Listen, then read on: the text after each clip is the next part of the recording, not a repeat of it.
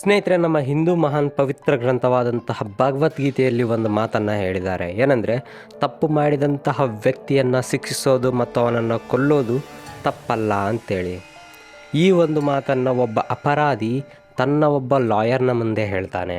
ಇವನು ಕೇವಲ ಒಬ್ಬ ಚಿಕ್ಕ ಅಪರಾಧಿ ಅಲ್ಲ, ಇವನು ತನ್ನ 40ನೇ ವಯಸ್ಸಿನಲ್ಲಿ 40 ಕೊಲೆಗಳನ್ನು ಮಾಡಿದ್ದ. ಮತ್ತು ಇವನು ಸಿಕ್ಕಿ ಹಾಕಿಕೊಂಡಾಗ ಇವನ ಮುಖದಲ್ಲಿ ಯಾವುದೇ ರೀತಿಯ ಭಯವಿರಲಿಲ್ಲ, ಯಾವುದೇ ರೀತಿಯ ಪಶ್ಚಾತ್ತಾಪದ ಮನಸ್ತಾಪವೂ ಸಹ ಇರಲಿಲ್ಲ. ಇವನು ನನ್ನ ಜೀವನದಲ್ಲಿ ನಾನು ಏನೋ ದೊಡ್ಡದನ್ನು ಸಾಧಿಸಿದ್ದೀನಿ ಅನ್ನುವಂತಹ ಸಂಭ್ರಮದಲ್ಲಿದ್ದ. ಈತ ತಾನು ಮಾಡಿದಂತಹ ತಪ್ಪನ್ನು ಸಹ ಬಹಳಷ್ಟು ಹೆಮ್ಮೆಯಿಂದ ಹೇಳಿಕೊಂಡಿದ್ದ. ಹಾಗಾದರೆ ಯಾರೀತ? ಈತನ ಒಂದು ಕತೆ ಶುರುವಾಗೋದು ಅಕ್ಟೋಬರ್ 20, 2006 ತಿಹಾರ್ ಜೈಲ್ಗೆ ಮಧ್ಯರಾತ್ರಿ ಒಂದು ಫೋನ್ ಕಾಲ್ ಬರುತ್ತೆ.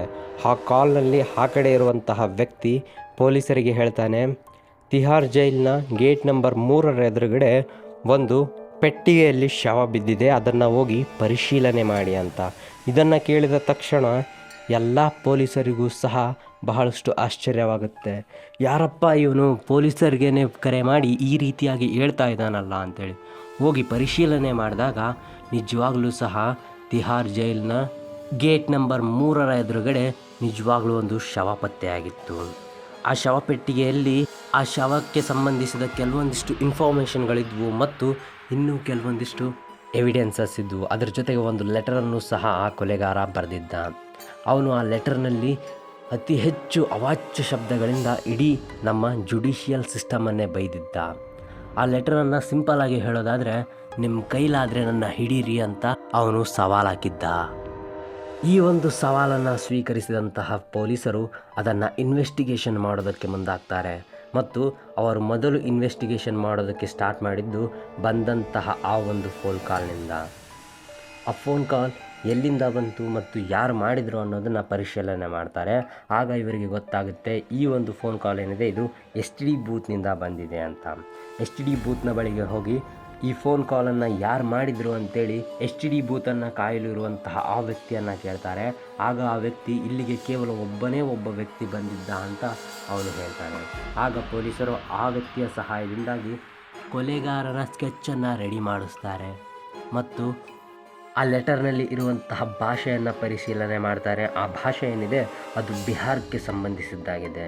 ಬಿಹಾರದ ಜನಗಳು ಯಾವ ರೀತಿಯಾಗಿ ಮಾತಾಡ್ತಾರೋ ಆ ರೀತಿಯಾಗಿ ಆ ಲೆಟರ್ನಲ್ಲಿ ಬರೆಯಲಾಗಿತ್ತು. ಮತ್ತು ಈ ವ್ಯಕ್ತಿ ಯಾವ ರೀತಿಯಾಗಿ ಕಾಣ್ತಾನೆ ಅನ್ನೋದು ಸಹ ಪೊಲೀಸರು ಸ್ಕೆಚ್ನ ಮೂಲಕ ರೆಡಿ ಮಾಡಿಸಿದ್ರು. ಇದೇ ರೀತಿಯಾಗಿ ಇನ್ವೆಸ್ಟಿಗೇಷನ್ ಬಹಳಷ್ಟು ಸೊಗಸಾಗಿ ಅತ್ಯಂತ ನಿಧಾನವಾಗಿ ನಡೀತಾ ಇತ್ತು. ಹೀಗಿದ್ದಾಗ ಏಪ್ರಿಲ್ 25, 2007 ಮತ್ತೊಮ್ಮೆ ತಿಹಾರ್ ಜೈಲ್ಗೆ ಕರೆ ಬರುತ್ತೆ. ಆ ಕರೆಯಲ್ಲಿ ಮಾತನಾಡಿದ್ದು ಅದೇ ವ್ಯಕ್ತಿಯ ಧ್ವನಿ. ಆಗ ಪೊಲೀಸರು ಗೆಸ್ ಮಾಡ್ತಾರೆ.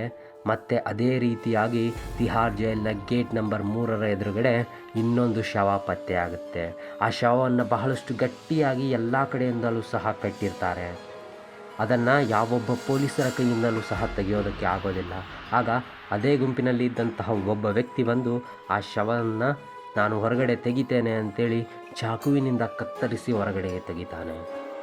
ಸ್ನೇಹಿತರೆ, ತಿಹಾರ್ ಜೈಲ್ ಇದರ ಬಗ್ಗೆ ನೀವು ಕೇಳಿಯೇ ಇರ್ತೀರ. ಇದು ದೆಹಲಿಯ ಅತ್ಯಂತ ಪ್ರಸಿದ್ಧವಾದಂತಹ ಜೈಲು ಮತ್ತು ಈ ಜೈಲ್ ಅತ್ಯಂತ ಸೆಕ್ಯೂರ್ ಆದಂತಹ ಜೈಲ್ ಅಂತ ಹೇಳ್ತಾರೆ. ಆದರೆ ಇದೇ ಜೈಲಿನ ಮುಂದುಗಡೆ 2 ಶವಗಳನ್ನು ಆ ಒಬ್ಬ ಕೊಲೆಗಾರ ತಂದು ಹಾಕಿದ್ದ ಅಂತಂದರೆ ಅವನು ತನ್ನ ಕೆಲಸದ ಮೇಲೆ ಎಷ್ಟೊಂದು ಗರ್ವ ಪಡ್ತಿದ್ದ ಅಂತ ನೀವೇ ಯೋಚನೆ ಮಾಡಿ. ಪೊಲೀಸರಿಗೆ ಸಿಕ್ಕಂಥ ಈ 2 ಶವಗಳೇನಿದ್ದಾವೆ, ಈ 2 ಶವಗಳಿಗೆ ತಲೆಯೇ ಇರಲಿಲ್ಲ, ಕೇವಲ ಬಾಡಿ ಮಾತ್ರ ಇತ್ತು. ತಲೆಯನ್ನು ಕತ್ತರಿಸಿ ಎಲ್ಲೆಲ್ಲೋ ಬಿಸಾಡಲಾಗಿತ್ತು. ಆಗ ಪೊಲೀಸರು ಒಂದು ಸ್ಪೆಷಲ್ ಫೋರ್ಸನ್ನು ಇದಕ್ಕೋಸ್ಕರ ರೆಡಿ ಮಾಡ್ತಾರೆ, ಈ ಒಬ್ಬ ಕಿಲ್ಲರನ್ನು ಹಿಡಿಯೋದಕ್ಕೋಸ್ಕರ.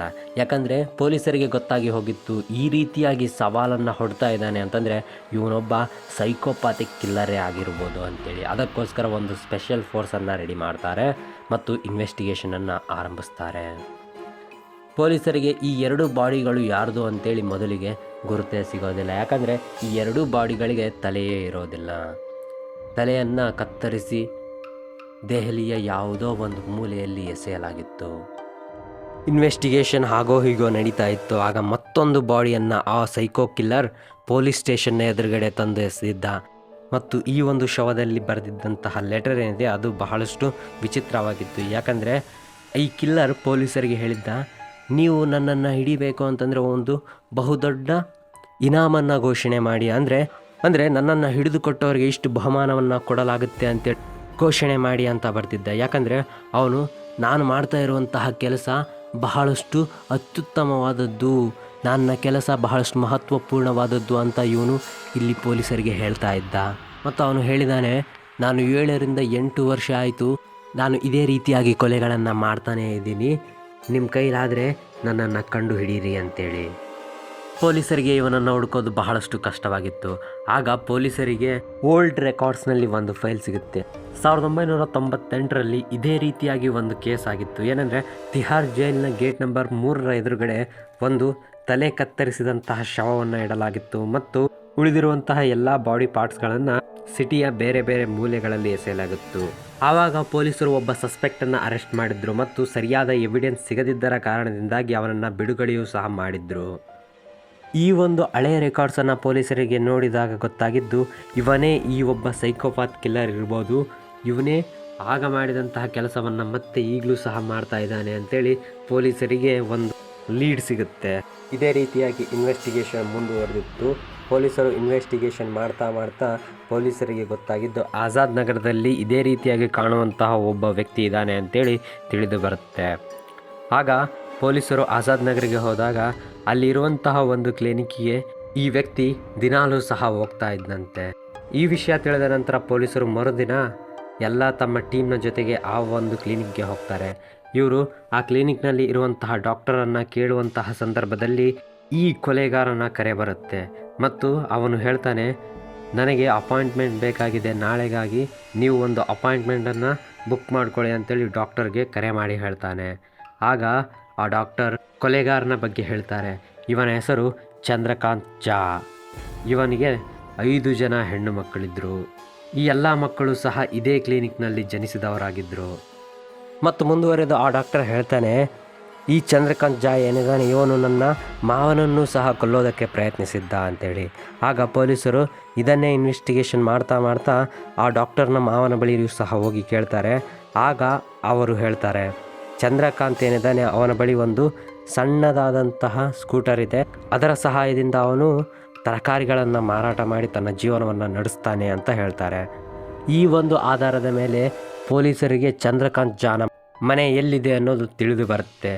ಮನೆ ಎಲ್ಲಿದೆ ಅಂತೇಳಿ ತಿಳಿದು ಬಂದ ನಂತರ ಒಂದು ಕ್ಷಣವೂ ಸಹ ಯೋಚನೆ ಮಾಡದೆ ಪೊಲೀಸರು ಅವನ ಮನೆಗೆ ಹೋಗಿ ಅವನನ್ನು ಅರೆಸ್ಟ್ ಮಾಡ್ತಾರೆ. ಇದಾದ ಮೇಲೆ ದೆಹಲಿಯ ಅತ್ಯಂತ ಕ್ರೂರ ಸೈಕೋಪಾಥಿಕ್ ಕಿಲ್ಲರನ್ನು ಪೊಲೀಸರು ಅರೆಸ್ಟ್ ಮಾಡ್ತಾರೆ. ಅರೆಸ್ಟ್ ಮಾಡಿದ ನಂತರ ಚಂದ್ರಕಾಂತ್ ಝಾ ತಾನು ಸ್ವಲ್ಪವೂ ಸಹ ಭಯಪಡದೆ ಪೊಲೀಸರ ಮುಂದೆ ರಾಜಾರೋಷವಾಗಿ ಕುಂತ್ಕೊಂಡು ಎಲ್ಲವನ್ನ ಹೇಳೋದಕ್ಕೆ ಸಿದ್ಧವಾಗಿರ್ತಾನೆ. ಆದರೆ ಪೊಲೀಸರು ಅವನಿಗೆ ಹೆದರಿಸಬಾರ್ದು ಮತ್ತು ಬಡಿಬಾರ್ದು ಅಂತ ಅವನು ಮೊದಲೇ ಹೇಳಿರ್ತಾನೆ. ಅವನು ಸ್ಟಾರ್ಟ್ ಮಾಡ್ತಾನೆ, ನನ್ನ ಹೆಸರು ಚಂದ್ರಕಾಂತ್ ಝಾ, ನಾನು ನನ್ನ ಮಕ್ಕಳ ಜೊತೆ ಇದೇ ದೆಹಲಿಯಲ್ಲಿ ಇರ್ತೇನೆ ಮತ್ತು ನನಗೆ ಈ ಕೊಲೆ ಮಾಡೋದೇನಿದೆ ಇದು ಒಂದು ರೀತಿಯ ಜಾಬ್ ಆಗಿಬಿಟ್ಟಿದೆ. ನನಗೆ ಕೊಲೆ ಮಾಡಲಿಲ್ಲ ಅಂತಂದರೆ ನಿದ್ದೆಯೇ ಬರೋದಿಲ್ಲ, ನನ್ನ ಮನಸ್ಸಿಗೆ ಶಾಂತಿಯೇ ಇರೋದಿಲ್ಲ ಅಂತ ಹೇಳ್ತಾನೆ. ಇಂಡಿಯನ್ ಇನ್ಸ್ಟಿಟ್ಯೂಷನ್ ಆಫ್ ಪಬ್ಲಿಕ್ ಅಡ್ಮಿನಿಸ್ಟ್ರೇಷನ್ನ ಪ್ರಕಾರ ನಾವು ನೋಡೋದಾದರೆ ಪ್ರತಿ ವರ್ಷ ನಮ್ಮ ಭಾರತದಲ್ಲಿ 4.42 ಮಿಲಿಯನ್ ಜನರು ಬಿಹಾರದಿಂದ ನಮ್ಮ ಭಾರತದ ಬೇರೆ ಬೇರೆ ಭಾಗಗಳಿಗೆ ವಲಸೆ ಬರ್ತಾರೆ. ಅದೇ ರೀತಿಯಾಗಿ ಬಿಹಾರದಿಂದ ವಲಸೆ ಬಂದವರಲ್ಲಿ ಈ ಚಂದ್ರಕಾಂತ್ ಝಾನು ಸಹ ಒಬ್ಬ.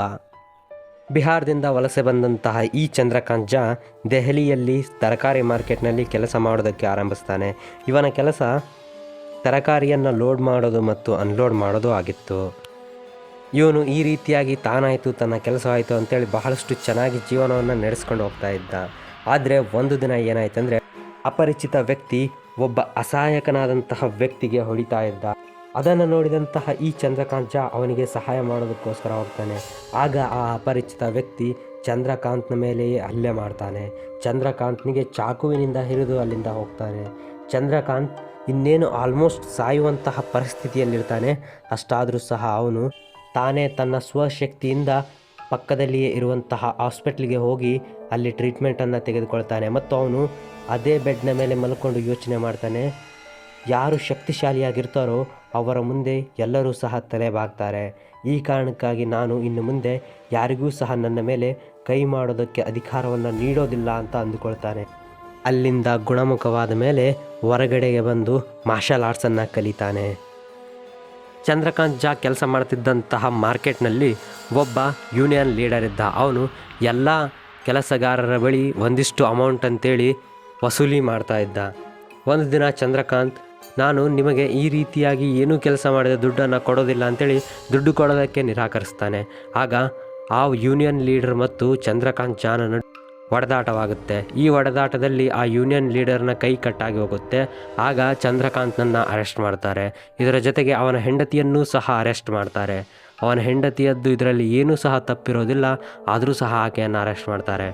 ಜೈಲಿನಲ್ಲಿದ್ದಾಗ ಚಂದ್ರಕಾಂತ್ನಿಗೆ ಬಹಳಷ್ಟು ಹಿಂಸೆಯನ್ನು ನೀಡ್ತಾರೆ. ಅವನಿಗೆ ಒಂದೊಂದು ದಿನ ಊಟವೂ ಸಹ ನೀಡೋದಿಲ್ಲ ಮತ್ತು ಬಹಳಷ್ಟು ಟಾರ್ಚರನ್ನು ಕೊಡ್ತಾ ಇರ್ತಾರೆ. ಜೈಲಿನಿಂದ ಹೊರಗಡೆಗೆ ಬಂದ ನಂತರ ಚಂದ್ರಕಾಂತ್ ಮಾಡಿದಂತಹ ಮೊದಲ ಕೆಲಸವೇ ಆ ಯೂನಿಯನ್ ಲೀಡರ್ ಪಂಡಿತ್ ಅವನನ್ನು ಕೊಲ್ತಾನೆ. ಕೊಂದು 1998ರಲ್ಲಿ ತಿಹಾರ್ ಜೈಲಿನ ಎದುರುಗಡೆಗೆ ಸಿಕ್ಕಂತಹ ಬಾಡಿ ಏನಿದೆ ಅದು ಈ ಪಂಡಿತ್ನದ್ದೇ ಆಗಿತ್ತು. ಇಲ್ಲಿಂದ ಇವನು ಸೈಕೋಪ್ಯಾಥಿಕ್ ಕಿಲ್ಲರ್ ಆಗಿ ಬದಲಾಗ್ತಾ ಹೋಗ್ತಾನೆ. ಪೊಲೀಸರಿಗೆ ಇದುವರೆಗೂ ಚಂದ್ರಕಾಂತ್ ಮಾಡಿದಂತಹ 3 ಕೊಲೆಗಳ ಬಗ್ಗೆ ಯಾವುದೇ ರೀತಿಯ ಎವಿಡೆನ್ಸ್ ಸಿಗೋದಿಲ್ಲ.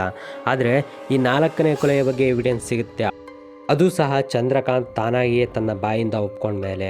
ಅವನು ಈ 4ನೇ ಕೊಲೆಯನ್ನು ಮಾಡಿದ ನಂತರ ಅವನ ತಲೆಯನ್ನು ಯಮುನಾ ನದಿಯಲ್ಲಿ ನನ್ನ ಪಾಪದ ಪ್ರಾಯಶ್ಚಿತವಾಗಿ ನಾನೇ ಯಮುನಾ ನದಿಯಲ್ಲಿ ಆ ತಲೆಯನ್ನು ಬಿಟ್ಟು ಬಂದೆ ಅಂತ ಹೇಳಿದಾಗ ಮಾತ್ರ ಈ 4ನೇ ಕೊಲೆಯ ಬಗ್ಗೆ ಪೊಲೀಸರಿಗೆ ಎವಿಡೆನ್ಸ್ ಸಿಗುತ್ತೆ. ಈ ಚಂದ್ರಕಾಂತ್ ಬಿಹಾರದ ಗೋಸಾಯಿ ಗ್ರಾಮದಲ್ಲಿ ವಾಸವಿದ್ದ. ಗೋಸಾಯಿ ಗ್ರಾಮದಲ್ಲಿರುವಂತಹ ಎಲ್ಲ ಜನರು ಸಹ ಚಂದ್ರಕಾಂತನನ್ನು ನೋಡಿದರೆ ಬಹಳಷ್ಟು ಹೆದರ್ತಾ ಇದ್ದರು. ಯಾಕಂದರೆ ಇವನಿಗೆ ಮೂಗಿನ ತುದಿಯಲ್ಲೇ ಕೋಪವಿರ್ತಾ ಇತ್ತು. ಇವನು ಸಣ್ಣ ಸಣ್ಣ ವಿಷಯಕ್ಕೂ ಸಹ ಬಹಳಷ್ಟು ಕೋಪಿತನಾಗ್ತಾ ಇದ್ದ. ಇವನು ಹೇಳಿದಂತಹ ಚಿಕ್ಕ ಕೆಲಸವನ್ನು ಯಾರಾದರೂ ಮಾಡದೇ ಇದ್ದರೆ, ಇವನ ಮಾತನ್ನು ಮೀರಿ ಇವರ ಮನೆಯಲ್ಲಿ ನಾನ್ ವೆಜ್ಜನ್ನು ಮಾಡಿದರೆ ಇವನು ಅದಕ್ಕೂ ಸಹ ಜಗಳವನ್ನು ಮಾಡ್ತಾ ಇದ್ದ. ಈ ಒಂದು ಕಾರಣಕ್ಕಾಗಿ ಅಲ್ಲಿನ ಜನರು ಚಂದ್ರಕಾಂತ್ನಿಗೆ ಬಹಳಷ್ಟು ಹೆದರ್ತಾ ಇದ್ದರು. ಈ ಚಂದ್ರಕಾಂತ್ ಝಾ ಏನಿದ್ದಾನೆ, ಇವನು ಕೊಲೆ ಮಾಡುವಂತಹ ಒಂದು ಶೈಲಿ ಏನಿದೆ ಇದು ಬಹಳಷ್ಟು ವಿಶಿಷ್ಟವಾಗಿತ್ತು. ಯಾಕಂದರೆ ಇವನು ಮೊದಲು ತನ್ನ ಅಕ್ಕಪಕ್ಕದಲ್ಲಿ ಯಾರು ಅಸಹಾಯಕ ಜನರಿರ್ತಾ ಇದ್ದರೂ ಅವರ ಜೊತೆ ಸ್ನೇಹವನ್ನು ಬೆಳೆಸ್ತಾ ಇದ್ದ ಮತ್ತು ಅವರಿಗೆ ತಮ್ಮ ಮನೆಯಲ್ಲಿರೋದಕ್ಕೆ ಜಾಗವನ್ನು ನೀಡ್ತಾ ಇದ್ದ.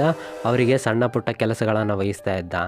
ಆದರೆ ಅವರು ತಾವು ಕೆಲಸ ಮಾಡುವಂತಹ ಸಂದರ್ಭದಲ್ಲಿ ಒಂದು ಚಿಕ್ಕ ತಪ್ಪನ್ನು ಸಹ ಮಾಡಿದರೂ ಅವರನ್ನು ಇವನು ಕೊಲ್ತಾ ಇದ್ದ.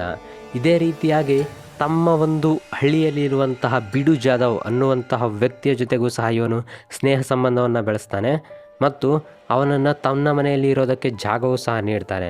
ಅವನಿಗೆ ಚಿಕ್ಕ ಕೆಲಸವನ್ನು ವಹಿಸ್ತಾನೆ.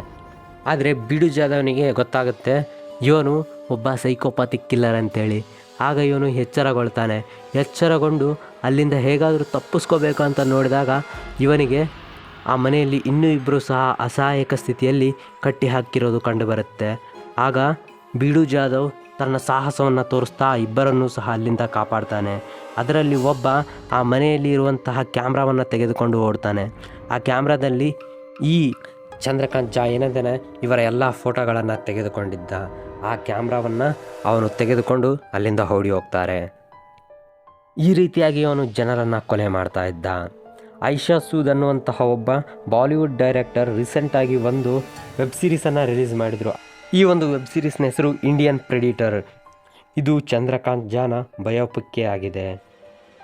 ಆದರೆ ಇಲ್ಲಿ ನಮಗೆ ಉದ್ಭವಿಸುವಂತಹ ಒಂದು ಪ್ರಶ್ನೆ ಏನೆಂದರೆ ಸ್ನೇಹಿತರೆ, ತರಕಾರಿ ಮಾರ್ಕೆಟ್ನಲ್ಲಿ ಕೆಲಸ ಮಾಡ್ತಿದ್ದಂತಹ ಒಬ್ಬ ಸಾಮಾನ್ಯ ಮನುಷ್ಯ ದೆಹಲಿಯ ಅತಿದೊಡ್ಡ ಕ್ರಿಮಿನಲ್ ಮತ್ತು ಸೈಕೋಪ್ಯಾಥಿಕ್ ಕಿಲ್ಲರ್ ಹೇಗಾದ ಅನ್ನೋದು, ಇದರ ಹಿಂದೆ ಯಾರ ಕೈವಾಡ ಇದೆ ಅನ್ನೋದು ಇದುವರೆಗೂ ಯಾರಿಗೂ ಸಹ ಗೊತ್ತಾಗಿಲ್ಲ ಸ್ನೇಹಿತರೆ. ಇನ್ಫಾರ್ಮೇಷನ್ ನಿಮಗೆ ಇಷ್ಟ ಆಗಿದ್ದರೆ ದಯವಿಟ್ಟು ಲೈಕ್ ಮಾಡಿ, ನಿಮ್ಮ ಫ್ರೆಂಡ್ಸ್ ಜೊತೆಗೆ ಶೇರ್ ಮಾಡಿ. ಇದೇ ರೀತಿಯ ಇನ್ನಷ್ಟು ವೀಡಿಯೋಗಳಿಗಾಗಿ ಚಾನಲನ್ನು ಸಬ್ಸ್ಕ್ರೈಬ್ ಮಾಡ್ಕೊಳ್ಳೋದನ್ನು ಮರಿಬೇಡಿ ಸ್ನೇಹಿತರೆ. ಧನ್ಯವಾದಗಳು ಸ್ನೇಹಿತರೆ. ಸಿಗೋಣ ಇನ್ನೊಂದು ವೀಡಿಯೋದಲ್ಲಿ. ಜೈ ಹಿಂದ್, ಜೈ ಕರ್ನಾಟಕ ಮಾತೆ.